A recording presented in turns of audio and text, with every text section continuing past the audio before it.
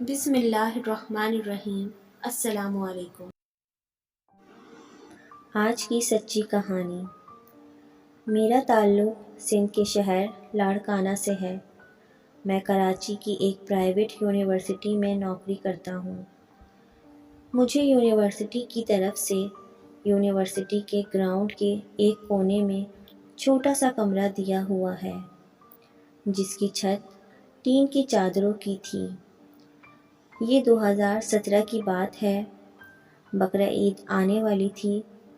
ہر طرف جانوروں کی خریداری کی گہما گہمی چل رہی تھی، اور محکمہ موسمیات نے سخت بارشوں کے سسٹم کے آنے کی نوید سنا دی تھی۔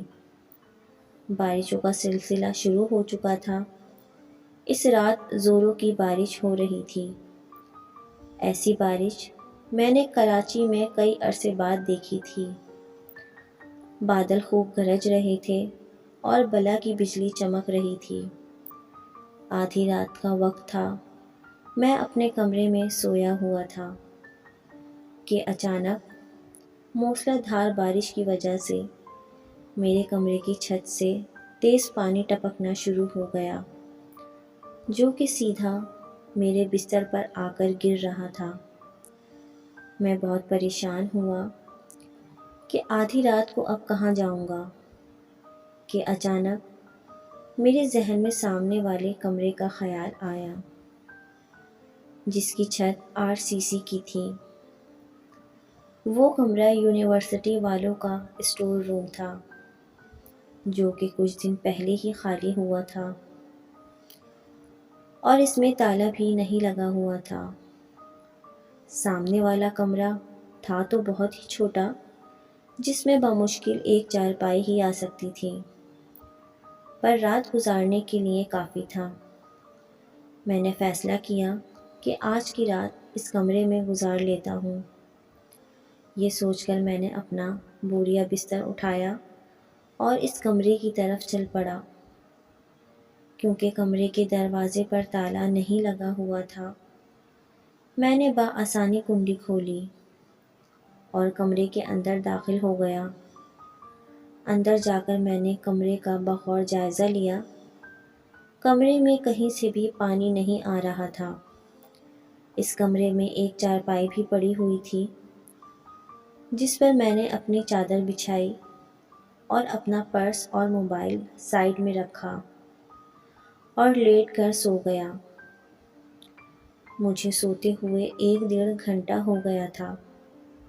میں گہری نیند میں تھا کہ اچانک مجھے ایسا محسوس ہوا جیسے میرے پاؤں کو پکڑ کر کسی نے ہلایا۔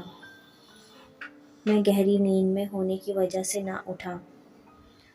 کچھ دیر بعد پھر کسی نے میرے پاؤں کو پکڑ کر اتنی زور سے کھینچا کہ میں آدھا چارپائی سے نیچے گر گیا۔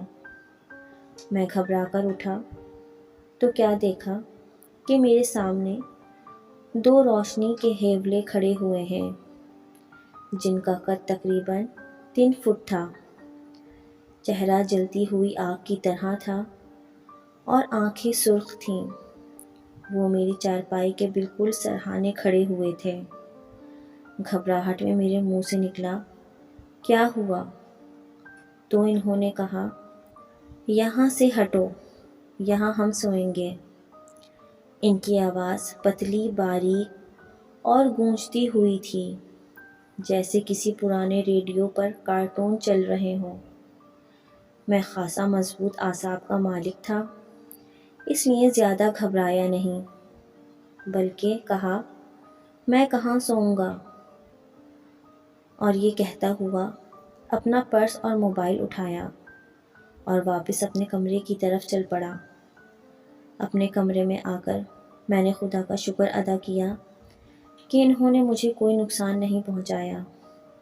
میں آج بھی اس کمرے کے سامنے والے کمرے میں رہتا ہوں، پر اس دن کے بعد سے نہ کبھی میں اس کمرے میں گیا اور نہ کبھی ان لوگوں نے مجھے تنگ کیا۔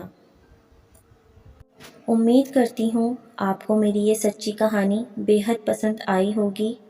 اگر پسند آئی ہے تو میرے چینل کو سبسکرائب کریں، فیملی فرینڈ کے ساتھ شیئر کریں پھر ملتے ہیں مزید پراسرار سچی کہانیوں کے ساتھ، تب تک کے لیے اللہ حافظ۔